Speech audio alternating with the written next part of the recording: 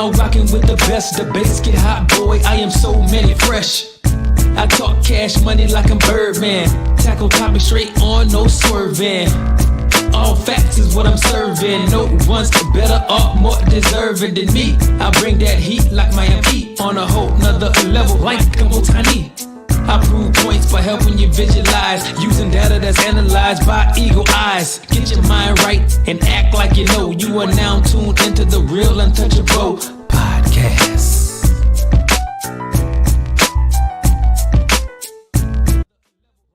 Hey, what it do, sports world, and welcome to the Real Untouchable podcast. Man, with me, Ray Diggs, this is the last segment of the night. I want to talk about Arkansas High School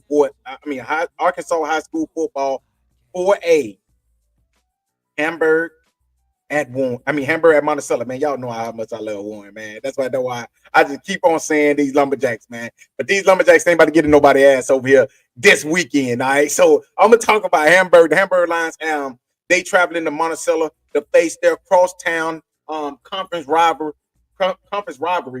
between them and Hamburg. As y'all can look back, if y'all look back to week 4 with Monticello beating Hamburg 35-32. I sat here and I watched the game. Hamburg made a lot of mistakes to lose that game. They could have easily won the game in a game when they was up. And this game right here might be a little bit different. Now, both of these teams has been on a roll. Both of these teams has been playing really, really good football these last this last month. Well, I can't say Hamburg been playing really good football here because they just got they just got a 70 ball put on them. But they bounced back really good, and they came back, and now they back, and they in the second round of the playoffs. And this right here, if they can win this week, this right here would be as furthest as Hamburg has made in a long time. Monticello has been pretty much, in the playoff consistently every single year. Same thing with them. They need to win this game right here. This is kind of, I ain't gonna say this like Hamburg and CrossFit, but hey, it's close because they're close. These two teams are maybe 25 miles apart. That's why this game right here is so important for both teams. Okay, can Hamburg get their revenge from week 4? Can Monticello pretty much stamp that week 4 wasn't a fluke? We're going to find out tomorrow night. We're going to find out which one of these teams, and I'm going to give y'all my keys to victory. Make sure y'all hit the like button, the subscribe button, and also the share button. And make sure y'all give me your feedback on what you all think about this segment. But I want to talk about the Hamburg Lions and the Monticello Billies, their second round playoff, and why it is a very important matchup for both teams. Okay, Hamburg comes in after winning last week against a very good Gravit team. Gravit had only lost one game, and that one game was to the Elkin Elks. Okay, and it ain't no shame losing the Elkins. Hamburg went in there and dominated them last week. Okay, I was surprised looking at that score. I'm gonna be honest, 48-28. I was surprised. Wow, Monticello came off a beat down. They beat the brakes off of Forest City last week. Okay, 47-28. So both of these teams had 20-point wins. That just tell you these two teams right here has pretty much improved over the last month since they last faced off against each other. That's why this game right here is even better. Who will be playing next week after Thanksgiving? Who gonna get them a nice belly full and then go out there and have to go to football practice? And who gonna on Monday morning have to go turn in their pass? One of these teams will be turning in some pass on Monday. One of these teams will be playing after Thanksgiving. So who do I think is gonna win? I'm gonna tell y'all something, Monticello. Y'all pay attention to what I'm about to tell y'all. Y'all can easily get this win. Hamburg. All y'all have to do, basically, I ain't gonna even tell y'all what to do because y'all knew what to do the first game. Do what you did the first game and limit the mistakes. Y'all made the mistakes the first game that lost y'all the game. That's the only thing y'all need to do. Run the football, because that's what you're gonna do anyway. Run the football, hold on to the football, and just keep feeding your running backs. That's all you got to do. Yes, it's okay to hit them with a play action here and now. Go deep to y'all wide receivers. If they catch it, yeah, they do. If they catch it, boom. If they don't, but at least you keep the defense honest. Okay, you're not even going deep for them to really get the ball. You're going deep to get them out of what they're going to be in. Most likely, I think they're going to use at least an 8-man box, 7-man box. And that's why I feel like Hamburg should keep them honest by hitting them with a play action here and there and getting a deep ball. Now, Monticello got some really good playmakers. Monticello running back Joseph Acelius, 24 carries last week, 134 yards and a rushing touchdown, 2 catches, 16 yards. Okay. Jackson Hines, he had 10 carries, 75 yards and 3 touchdowns. Hines also had 5 tackles. We had Blaine Hayden. He had 12 tackles, 2 for loss. Trey Riley, 3 tackles. He led the defense. Okay. And also, Monticello started off fast last week. Okay. With Curtis Barrow returning the opening kickoff for 80-yard touchdown. So that pretty much sets the tone right there. Now, Hamburg was led by a running game that they've been led off of. They went on a 12-hour ride to grab it. But it was Peyton Sellers, the senior, 5 carries, 152 yards. I don't know how the hell he did that. 3 touchdowns. Also had 20 tackles at linebacker. Okay.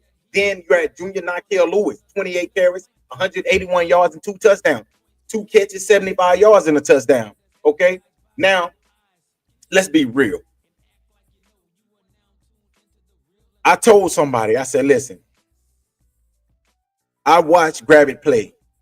They look big and they're big and they're slow. Hamburg could have an advantage because they have faster players. I think they got Lewis is fast. Peyton Sellers, he ain't fast, but he fast enough. Peyton Sellers actually looked like he could be playing for Grab It, to be honest with you. But Peyton Sellers, like I said, he's what they need, a fullback that can just, get the ball and just get yards, get a few first downs, take a little bit of pressure off Lewis. Lewis has pretty much dominated this year. Man, this kid right here is, I had my doubts about this kid. I'm gonna be honest, I did, because he was getting hurt a lot last year. I said it's probably gonna be the same thing this year. This year, he's taking care of his body a lot. He's dominated number 3 and number 4 in the state of Arkansas in rushing as a young junior. Okay, with 24, 26 touchdowns. So that just tells you what type of work he's been putting in this season. But he also talks about tells you how much work he's put in the off season. All right, because that's what it starts at. It starts with the off season. And that's why I think that this kid right here, as he continues to get better, can possibly get a big scholarship, not to Monticello, possibly even get a scholarship to Arkansas, Conway, but he put on a master for show. When I watched him play early in the year, even against DeWitt, when DeWitt put up 70, he had a hell of a game. Against Warren, he had a pretty good game. It is not like they're shutting him down. It's just their defense can't stop nobody. And their defense has gotten better in the past few weeks. Also, they have Saxton Brooks, the young safety. Okay, senior, he's the senior. 7 tackles, 2 interceptions. Okay. Now I told you what Hamburg need to do. Hamburg, what y'all need to do is just capitalize on your mistakes that you did the mistakes that you did the last time you played Monticello. Minimize those mistakes. Run the football. Keep Monticello's defense honest by going deep every now and then. Now, Monticello, this is what you do if you want to stop this Hamburg train. You got to sell out. Dude, y'all got 2 cornerbacks and 1 safety that can get out there and guard the wide receivers. Do y'all have that? If y'all got that, y'all need to put a 7 to 8 man box and shut the run game down. Okay. When I say this, I mean when Nikhil Lewis carries the ball, you got to make him feel it. Meaning you got to hit him, and you got to hit him often. You got to hit him early and often. Same thing with Peyton Sellers. You got to get low with him. I ain't telling you to hit him by the knees, but I'm telling you, you got to get low. Why would you try to stand up and hit somebody that you know runs high? You get down low and you hit him. You make sure that you put him to the ground. The quarterback. You got to hit him, and you got to hit him often. Even I'm talking about when he runs the ball, you got to make him pay. You got to make him pay. Every single time he touches that ball, you have to make him pay. Every single time. You got to make him feel like, I don't need to run the ball. And when I do run the ball, I know I need to slide. I need to fall down. You got to hit him. You got to hit him hard. That is the way you beat this Hamburg team. You got to sell out. If they're going to beat you throwing the ball, that's how you lose the game. You got to lose the game. You cannot let them run the ball. You see how many times they're going to run it. They're going to run Lewis at least 25 to 30 times. They're going to run Paylor Sellers another 10 to 15 times. So you clearly see, hell, you only get about 40 plays, 50 plays. What did I just say? 25 to 30 and 15, 10 to 15. That's already about 35 to 40 plays right there. So that clearly tells you that they're going to run the ball. And even when they don't run the ball, their quarterback can hit you with a play action, and he can possibly run the ball because he's dangerous with his legs. So with that being said, you have to make sure, you got to make sure you tackle. You cannot miss tackles in this game.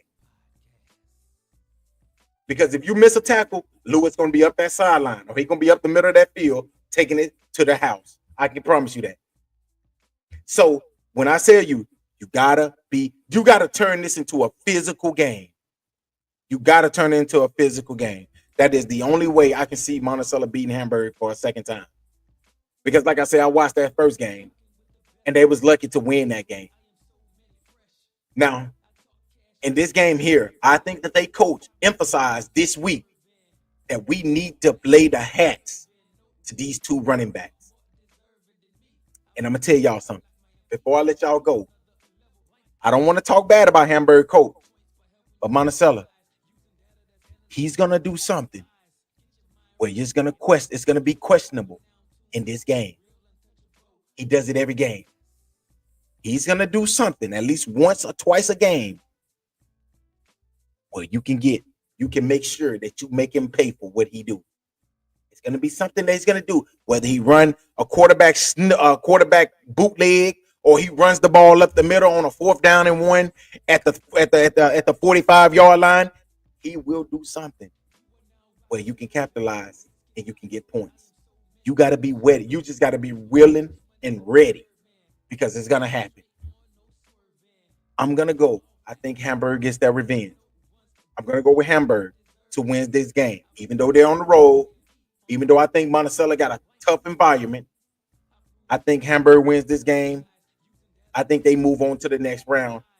It's just something about this Hamburg team that I've been watching for the last 2 weeks. This team right here might be one of those teams, one of those Cinderella teams. Right? 8-3. They beat 9-3. Hell, maybe they win 10 games this year. So I'm going with Hamburg to beat Monticello at Monticello.